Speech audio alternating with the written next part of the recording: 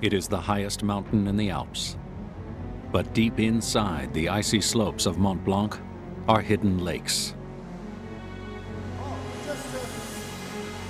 A secret water world that is stunningly beautiful, but deadly. 100 years ago, one of the mountain's hidden lakes burst forth, sending a wave crashing down toward the villages below.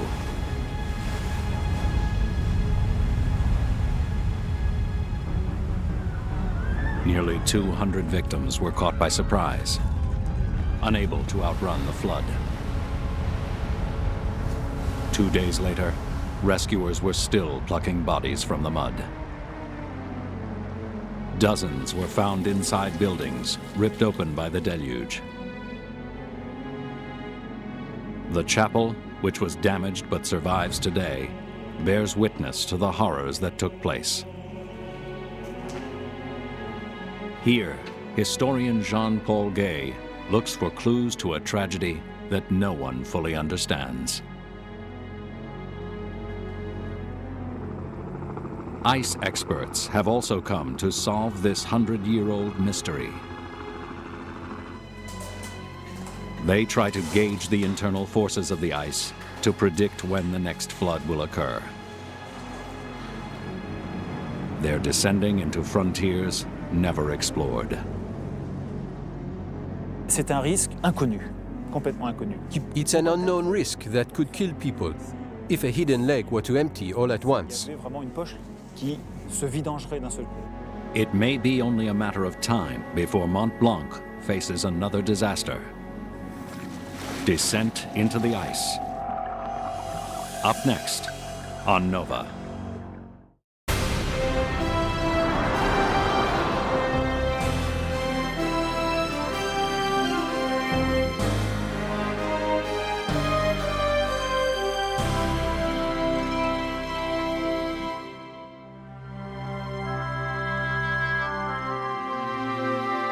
Major funding for Nova is provided by the Park Foundation, dedicated to education and quality television.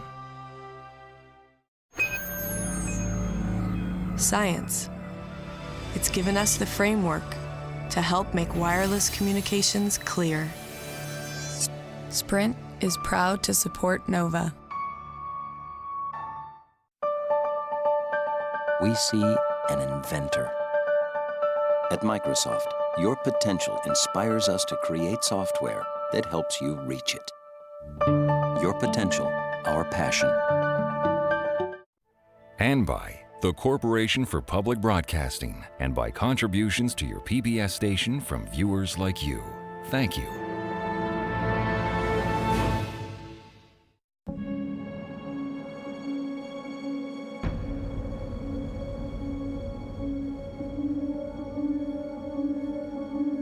Mont Blanc towers above Europe, the apex of France, Switzerland, and Italy.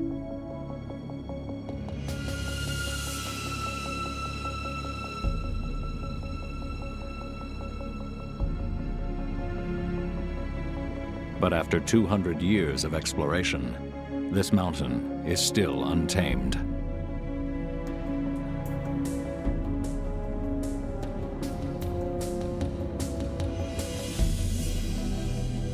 It's a vertical landscape where ice laid down in the last ice age carves a path through sheer bedrock. These frozen rivers are known as glaciers, but their uneven surfaces filled with teetering ice blocks only suggest the greater dangers that lie within.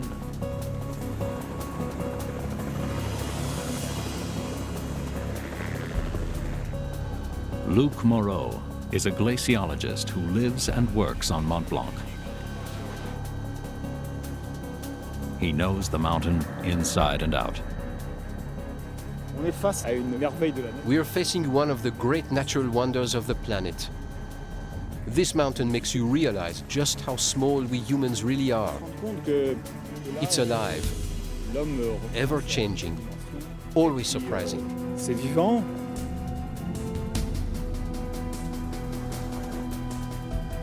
Luke is joined by Karsten Peter, an ice climber from Germany, who travels the extreme landscapes of the globe, exploring, photographing, and mapping the world's most extraordinary ice caves, some of which are found here.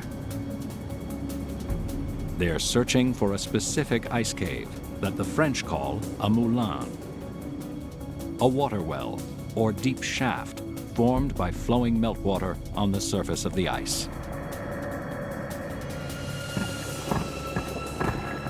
Their goal is to descend into this water and penetrate as far as they can go to search for a hidden lake. No one knows how deep, how large, how destructive these hidden lakes can be, or how many there are. They land on France's largest glacier, the 7-mile-long Mer de Glace, to conduct their research. Today, Luke and Karsten will make their first descent below the slick surface of the glacier to the waters deep within. They'll camp on the ice for several days, but it's not exactly roughing it. Their food has been flown in by helicopter. Meals are orchestrated by Luke's wife, Eveline, a professional chef. Luke calls himself a glacionaut. He's well aware of the risks. On peut dire qu'il y a deux sortes de risques. Here we have two kinds of risks. First, there are subjective dangers, based on the skill of the climber. Then there are objective dangers from the environment itself. To minimize those risks, we've adapted some precautions taken by cavers with crampons, ice axes, ice screws, and a helmet. Because once you're inside, there could be ice or falling rock, rushing water, so we need to be always totally alert. Toujours dans une attention maximum.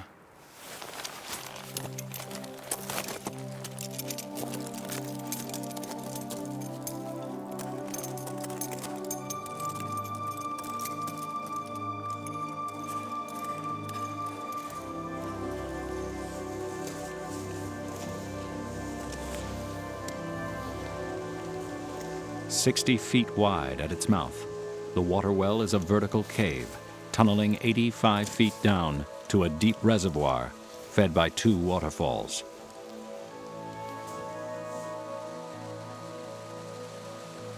From here, we see the inner workings of a glacier.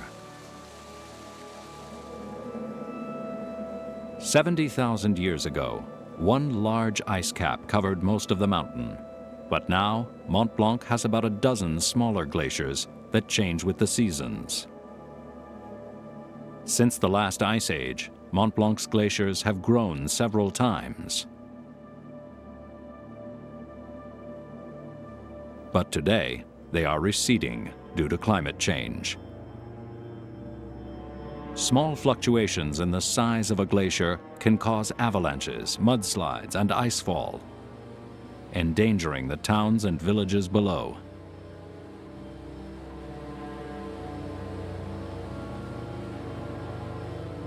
But the ultimate danger may be from a hidden lake.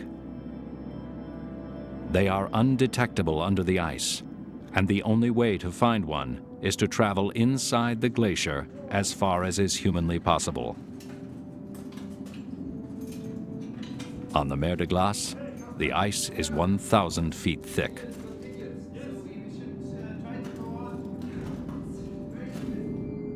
Glaciers grow from the accumulation of snow, which transforms into ice and slides downhill under its own weight. The snow melts under the sun's rays, and the meltwater circulates down through cracks and crevasses.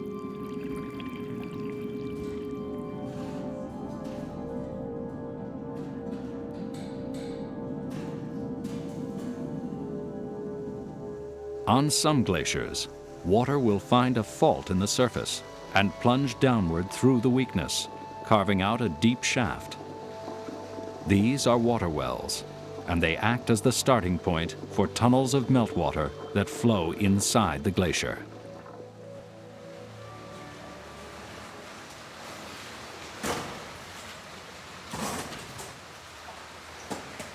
Having descended into the water well, Luke can see how quickly the meltwater is chiseling into the ice. Over time, the ice shaft will change shape according to the temperature of the water and the strength of the ice.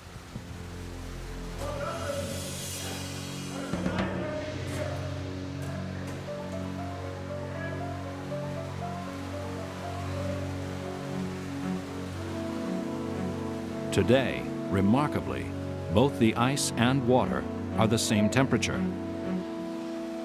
With the ice close to its melting point, it is unstable and dangerous to climb. On a de la glace qui est à 0 degré de température. Here the ice is 0 degrees centigrade. Quelques semaines plus It's tard, not cold ice, we call it temperate ice, that will change its shape with the inflow of water. Over time, the water well will enlarge, the ice will become pitted, and the reservoir may fill up completely. We're lucky to be able to explore this cavity because it's changing every day. ça évolue très rapidement.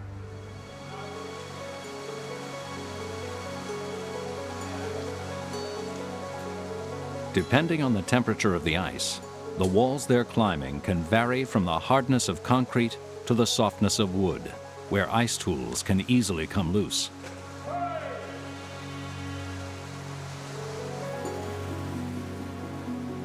At the surface of the water, they decide to venture further into a small tunnel to see if it leads to a hidden lake.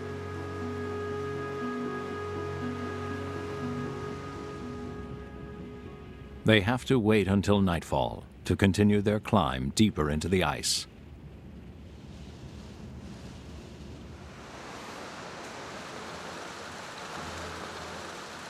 Luke and Karsten enter the tunnel, 85 feet below the surface of the glacier. In the cold evening temperatures, there's less danger of the glacier collapsing on top of them, and less chance of a surge of water bursting through the tunnel, drowning them inside.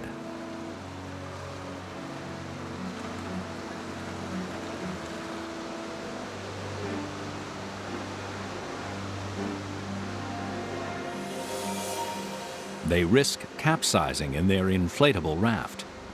It has to be small to fit, and the weight of 2 men inside is precarious. Falling in these waters would result in hypothermia, so they've fixed ropes to the ice for stability. This journey is the closest they'll come to understanding the dynamics of the innermost depths of a glacier where hidden lakes are most likely to form. C'est le risque glaciaire le plus inconnu aujourd'hui. The hidden lakes are the least known danger that we face today from a glacier. We have very little information about the danger because it's so hard to penetrate within the glacier. This water well is the only way to see the interior of a glacier. We can see how water circulates, how it's held back. Is it always flowing? We are not sheltered from a hidden lake bursting. They're impossible to detect, impossible to predict. Impossible à prévoir.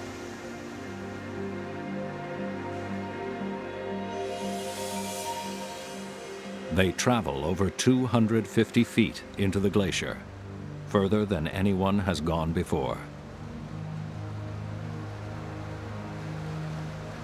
And they have no idea what lies ahead.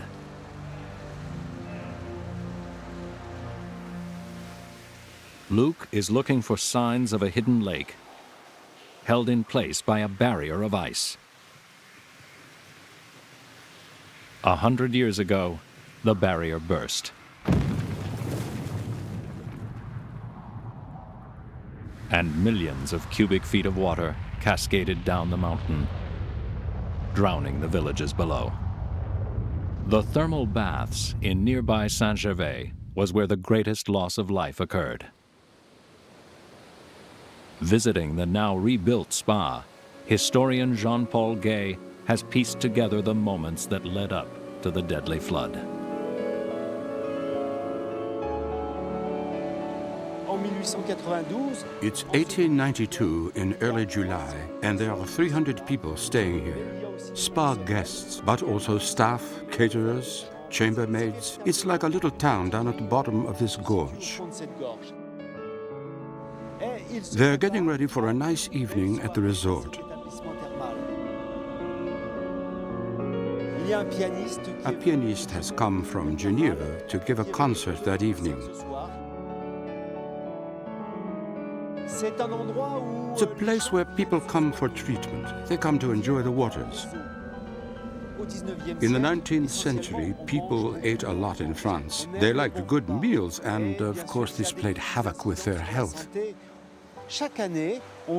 And so every year they would come for 2 or 3 weeks for the waters of Saint-Gervais. They would drink the water, they would take baths, they would take showers to try to improve their health.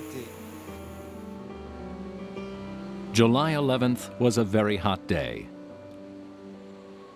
and the spa guests sought out ways to cool themselves off at a nearby waterfall.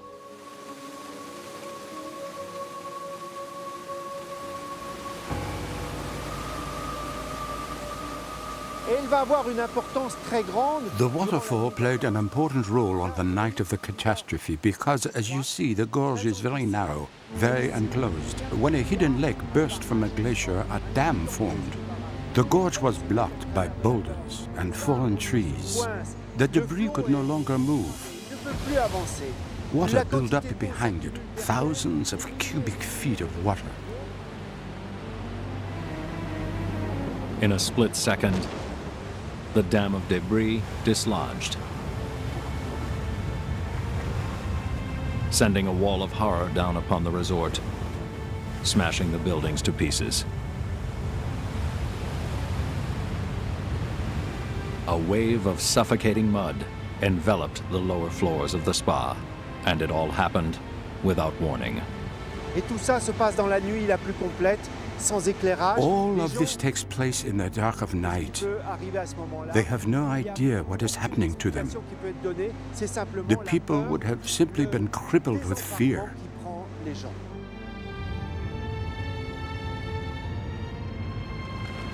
The roar of the floodwaters sent panicked villagers running for higher ground.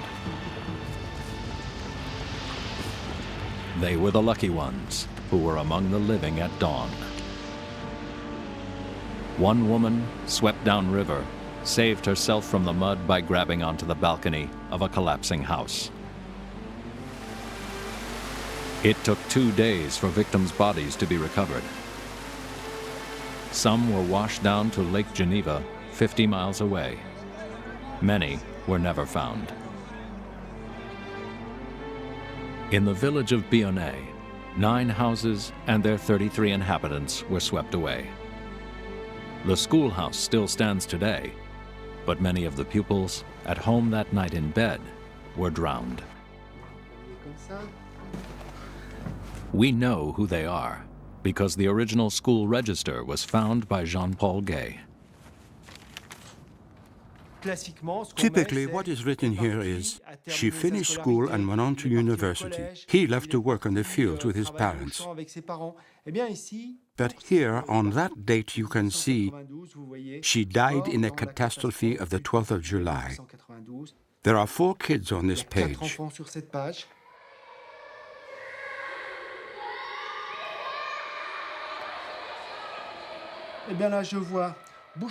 I can see Victorine Bouchard, who was born in 1886, 7th of August. Her father was a farmer in Beaune, so she was 6 when she died in the catastrophe. And then we can see another child by the name of Bouchard, and indeed, it's her brother. His name was Henri, who was 3 years older. So there you have it, a brother and a sister who died. 8 from this school lost their lives in the catastrophe.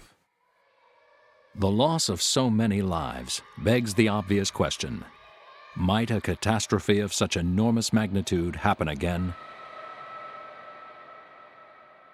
The only way to know is to search beneath the glacier for hidden lakes. On the Mer de Glace, Karsten descends into the water well to see if it will be possible to do an exploratory dive. They've followed one tunnel at the surface of the water. Now they plan to go much deeper to look for underwater tunnels that could lead to a hidden lake. Karsten rigs a digital video system on an extended arm to submerge underwater to test the visibility.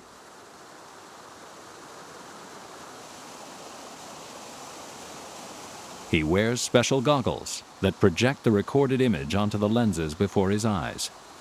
Like a virtual reality video game, he can manipulate the camera without succumbing to the icy water himself.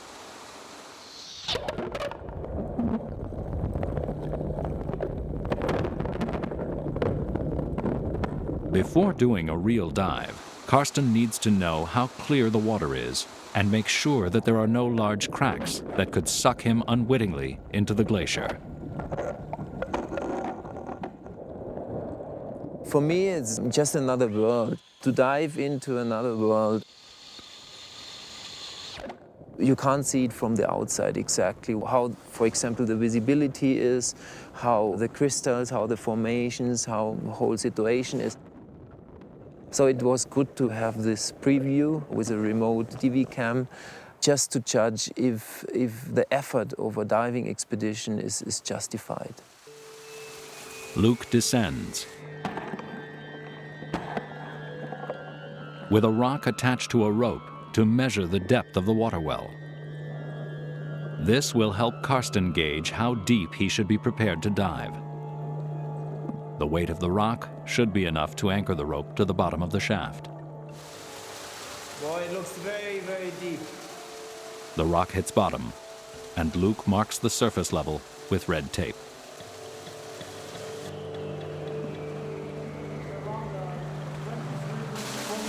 Meters.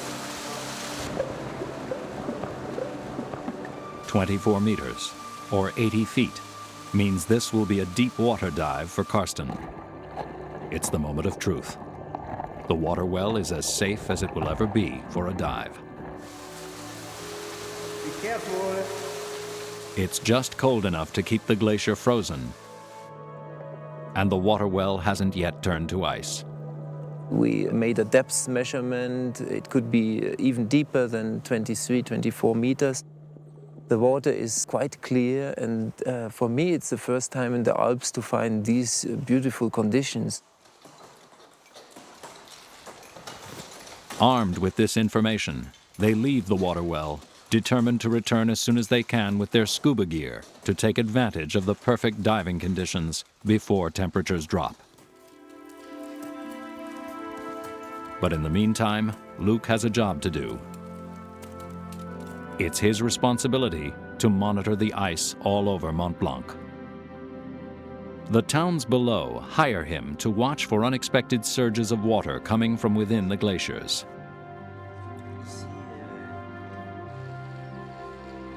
His commute is one of the most beautiful on Earth. He takes a gondola to an elevation of almost 7,000 feet. His dog Poppy, a husky mix, is always at his side as he ascends to the Argentière Glacier, the second largest in France.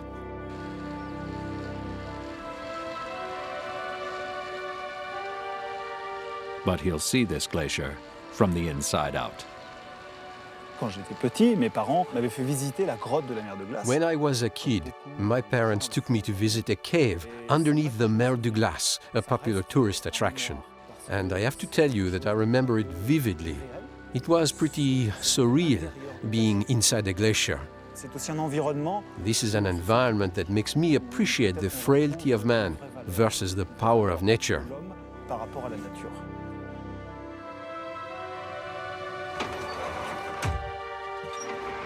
Luke works for a hydroelectric company, which has built one of the only underglacier labs in the world. Here, a labyrinth of man-made tunnels extends deep inside the glacier. 35 shafts that harness the glacial meltwater for power.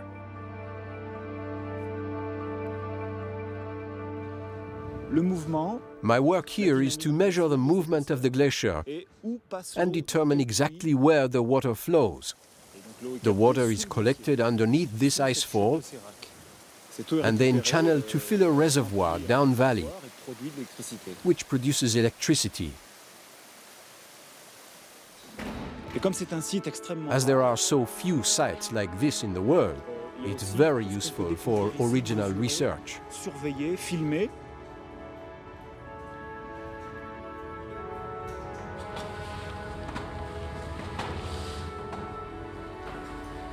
Luke and Poppy have to climb over 600 steps each day to get to the heart of the glacier.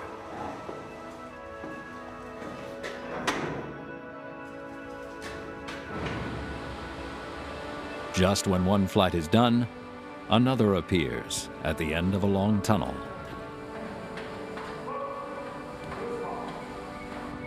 And finally, a large cavity beneath the ice where a river of melted ice flows over the bedrock.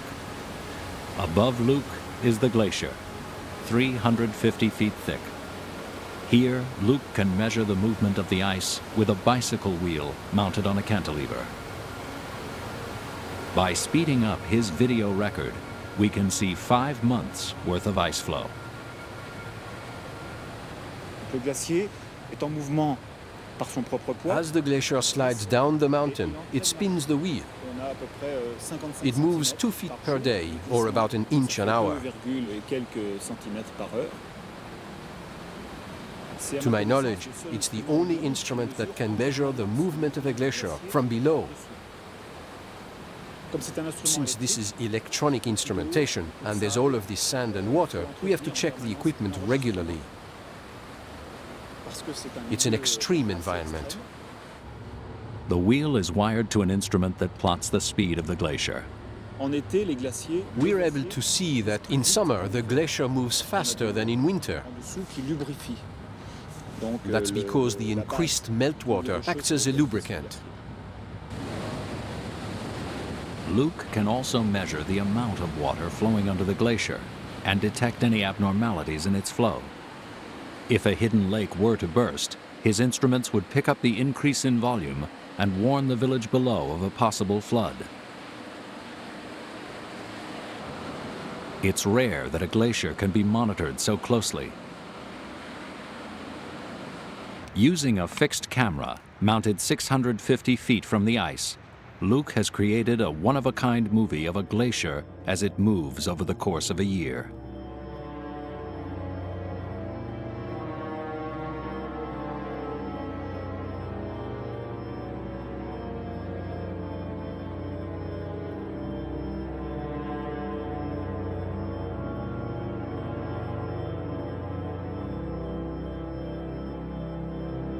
One valley to the south lies Mont Blanc's greatest glacier, the Mer de Glace, the Sea of Ice.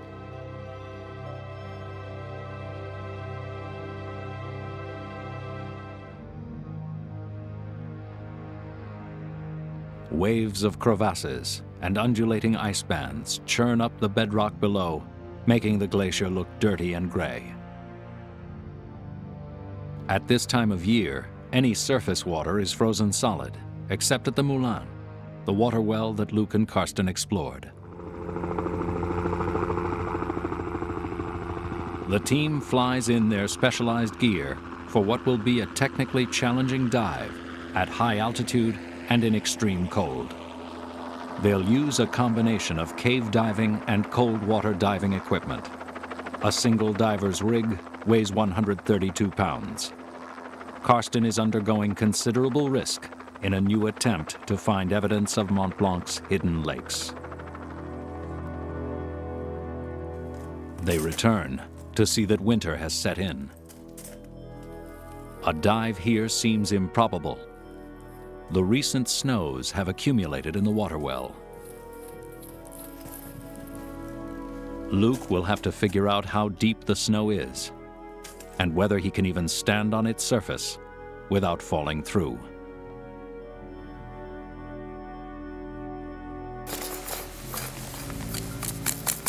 Deux mètres. He's clipped into an anchored rope so he can be pulled out in case he breaks through the snow into the water below.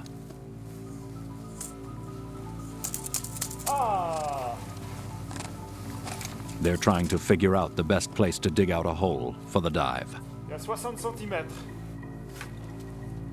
Snow gives way to a layer of ice, but no one knows how thick it is. Ok, on va tailler. Luke's chainsaw will be the quickest way of cutting through to an answer. He has to be careful not to flood the motor.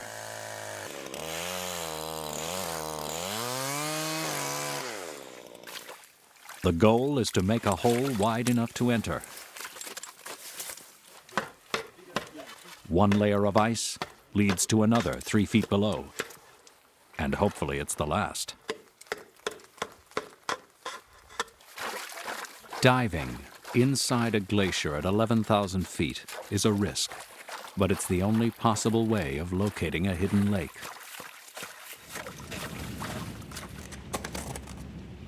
To beat the sub-freezing temperatures, they work into the night.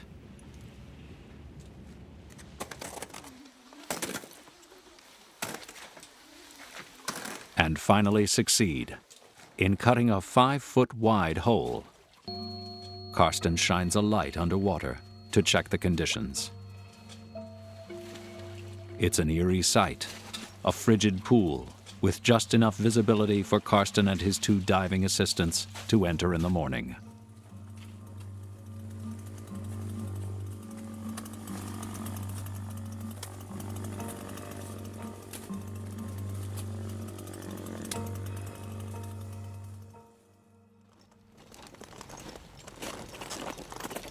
Dawn brings with it a strange sight. Men in diving suits, wearing crampons while rappelling into an ice shaft high in the Alps. This will be the first underwater dive ever done on Mont Blanc. It will be a little process now to bring all the luggage down. So we have very heavy diving equipment. Some of these equipments, they weigh more than 50, close to 60 kilograms. So it's really a hard work first. Okay. Tire un peu. Okay. The heavy tanks are lowered down first. They're handled carefully because gas under pressure can be highly explosive. The depth of the water requires them to breathe nitrox. We dive here with nitrox. This is a mixture, an enriched mixture. At a certain pressure, the oxygen becomes toxic, and so you have to beware. You have to have a diving plan, and you have to behave according to your mixture. The mixture has more oxygen than nitrogen to reduce the time they'll need to spend on their way back up to the surface decompressing after the dive.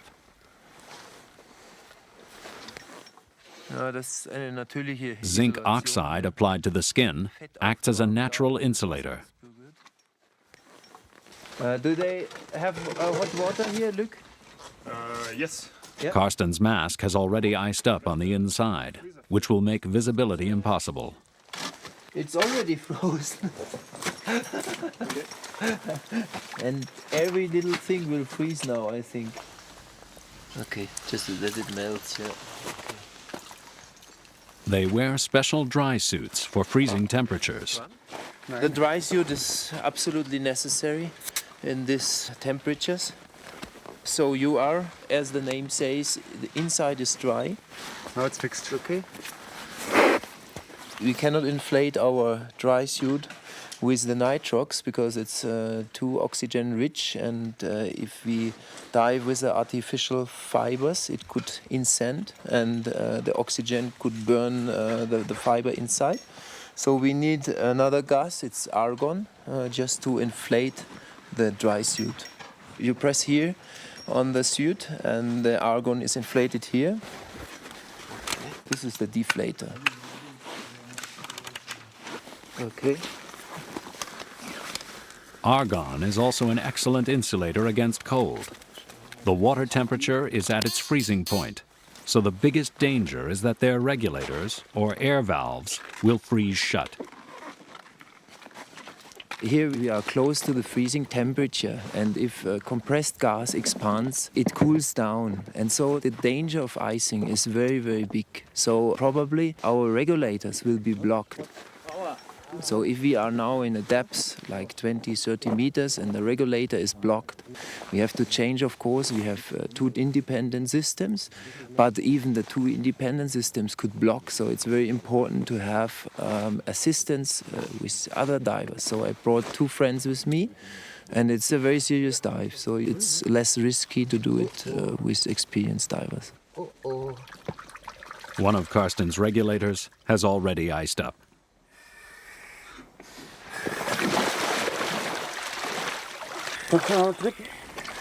A regulator that's frozen open will allow all the precious air needed for the dive to escape.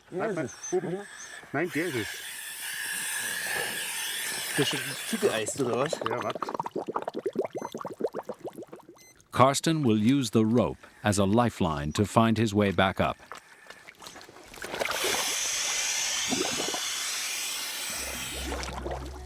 He descends into the water well to take an initial look.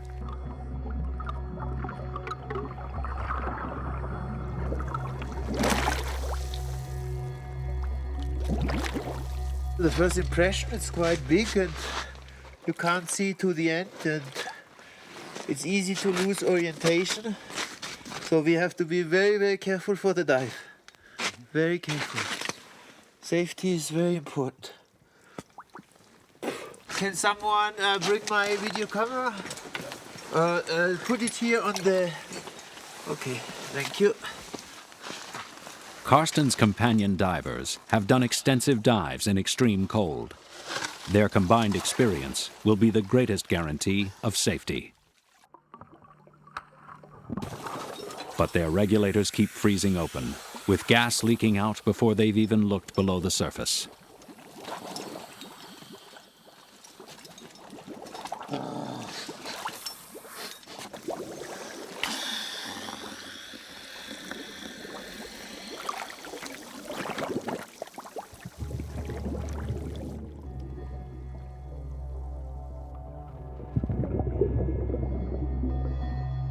Each diver has a lifeline to follow as they descend into the unknown.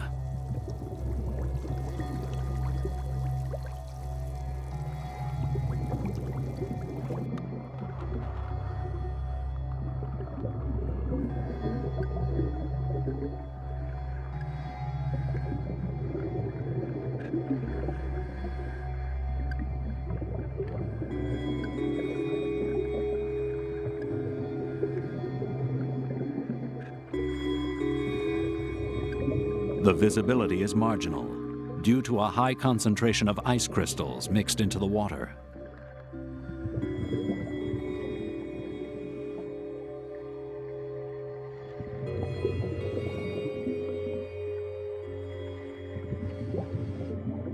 One of Karsten's assistants checks his handheld thermometer and records a water temperature of -0.7 degrees Celsius.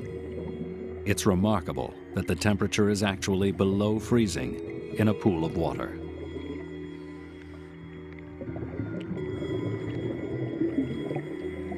They're suspended in the balance where glacial waters lie between liquid and ice. What they're seeing is a cross-section of glacial ice. The white walls are frozen snow with air bubbles, and the dark striations represent pure water that has frozen solid. They're looking for cracks or tunnels where the water might be escaping from the shaft.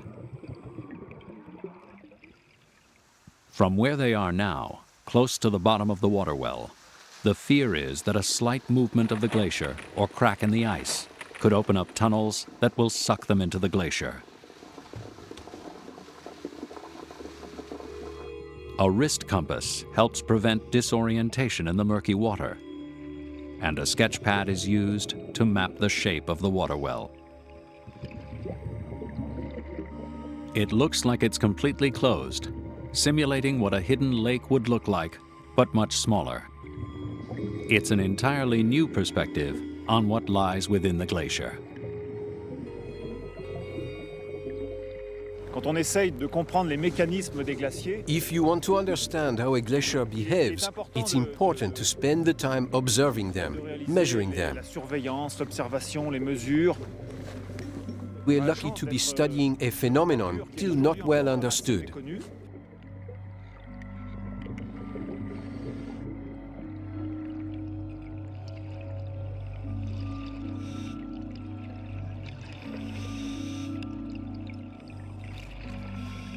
But formations like this are not permanent. As the glacier shifts, small cracks could appear, and over time the water would drain out. But something much more powerful happened in Saint-Gervais 100 years ago, when the ice walls surrounding an enormous hidden lake burst, releasing millions of cubic feet of water. But today, all is well. Like a jacuzzi in the ice, the bubbles are a reassuring sign, unless frozen regulators are leaking excess gas. 80 feet, that's quite deep. Their dive plan has reached its time limit.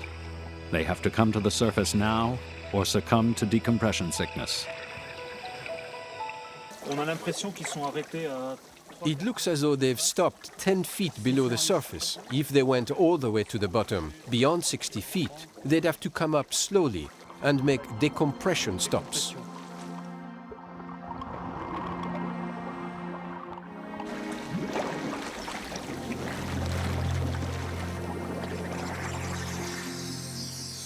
Karsten surfaces first, and it's clear that he's using his backup regulator as the other one leaks loudly.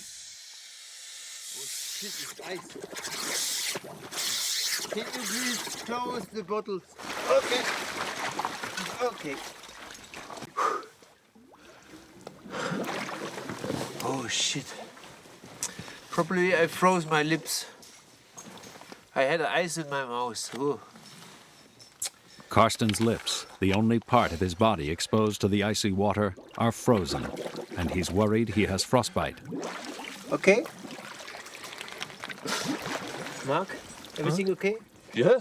Bei dir? Ist alles okay? Argonautomat. Was? He's the only one who is okay, but he has similar problems too.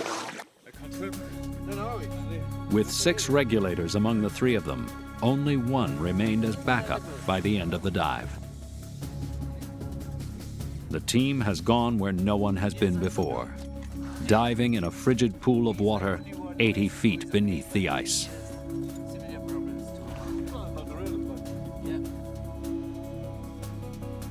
They found no cracks or tunnels, and they still don't know whether there could be a hidden lake further inside the glacier. There is one other way to find out.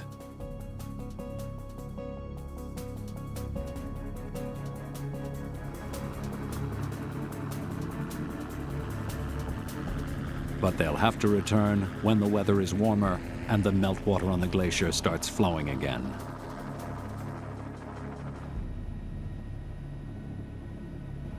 To the untrained eye, the difference is almost undetectable as winter releases its hold on the mer de glace and the relative warmth of summer arrives. The glacier is melting again, and surface water has carved a deep canyon that leads to the water well, still plugged with the winter's snow.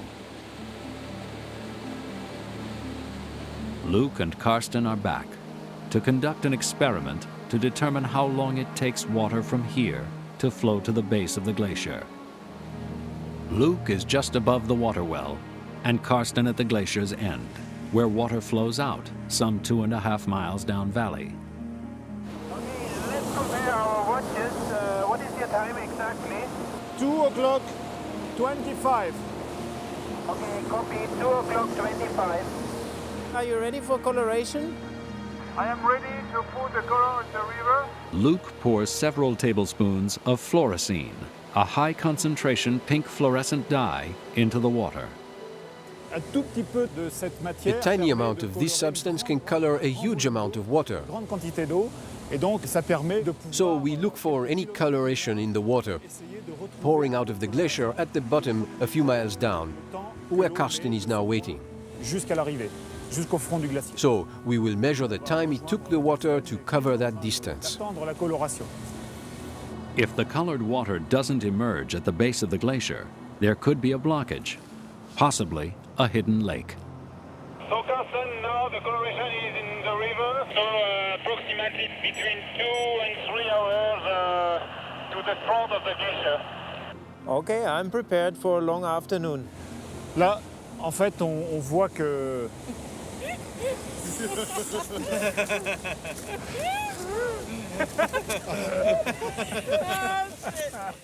La dernière fois qu'il y a eu une opération de ce type, The last time this experiment was performed was 100 years ago, when they found it took 2 hours for the water to travel from here to the bottom of the glacier.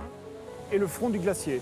Et Glaciologists were able to show that water takes twice as long to travel inside the glacier than it would in an open stream. sous les glaciers. Okay, have a good day. Thank you.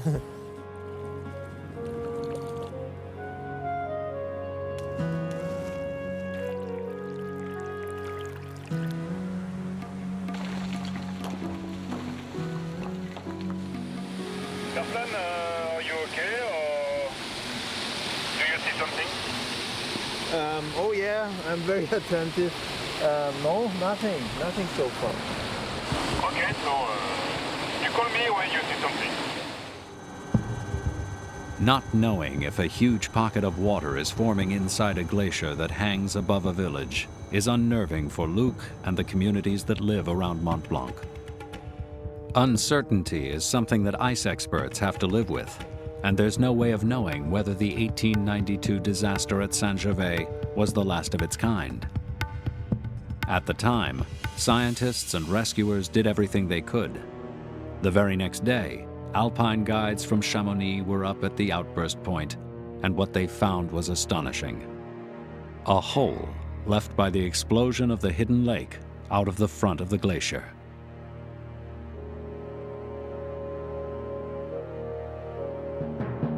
When the water drained out all at once, the roof of ice over the hidden lake collapsed, leaving a perfectly round sinkhole in the ice.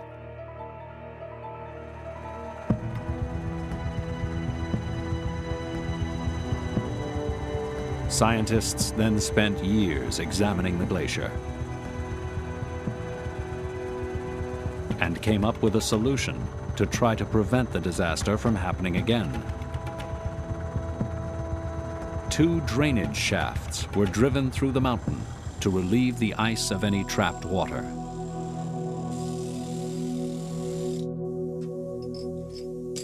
The drainage shafts are still maintained. Ice is scraped out of the tunnel every 5 years, so water can easily flow out of the glacier in the warm summer months and be diverted away from the towns below. But no town in the Alps is completely safe. Small pockets of water burst all the time, and there's no way to rule out the threat of larger, potentially damaging hidden lakes. The best safety measure would be to find a way to predict where they are, as Luc and Karsten are trying to do. Luc for Carsten, Luc for Carsten. Yes, Carsten? The color is arriving. Yes, super, perfect, Carsten. The dye takes 2.5 hours to reach Karsten, and the speed indicates that there's probably no hidden lake to obstruct the flow, at least for now. Having completed their research, Luc and Karsten rope up to climb the last 5,000 vertical feet to Mont Blanc's summit.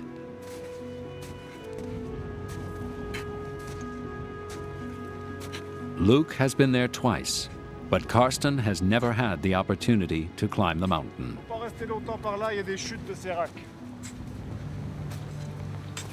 They start from the Mer de Glace.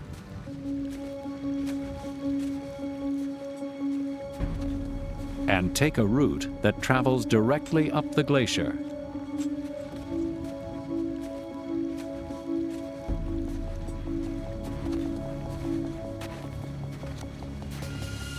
passing giant ice blocks, caves, and formations caused by the rays of the summer sun.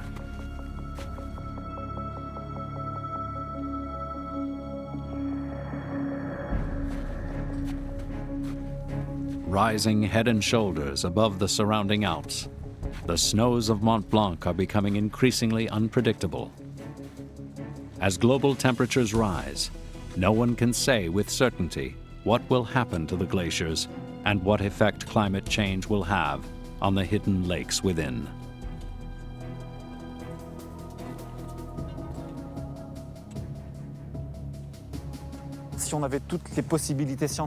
If we had all the scientific tools to detect a hidden lake, it would be very useful. Because hidden lakes are the most unknown phenomenon in the Alps. Luckily, they're very rare.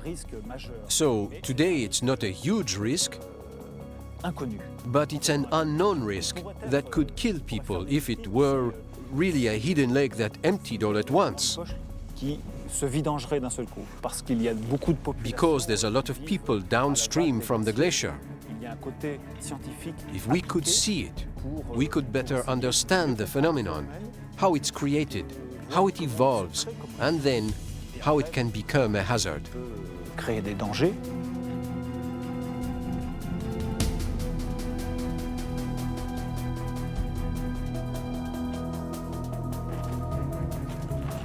In this quest for understanding, scientists push themselves to the limit.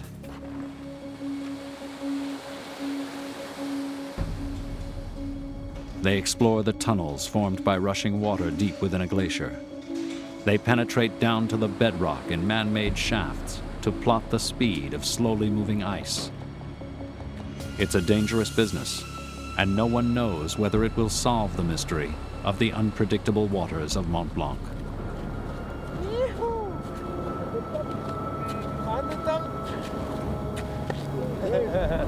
Superbe, hein? Super.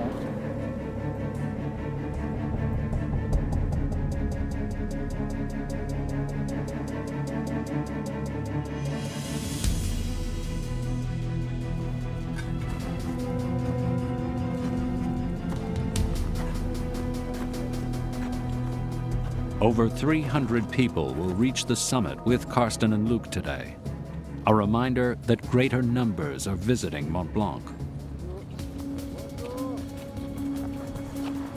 The sudden rupture of a hidden lake could affect greater numbers of people than ever before.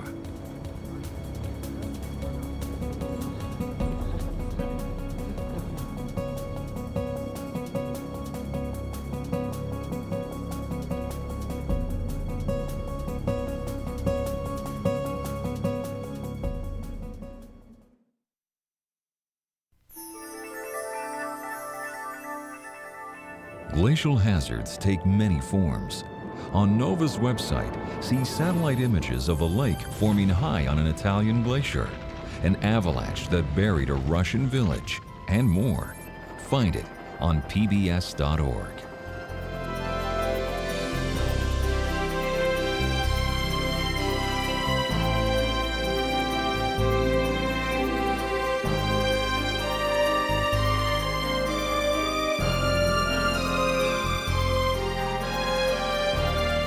To order this show or any other NOVA program for $19.95 plus shipping and handling, call WGBH Boston Video at 1-800-255-9424.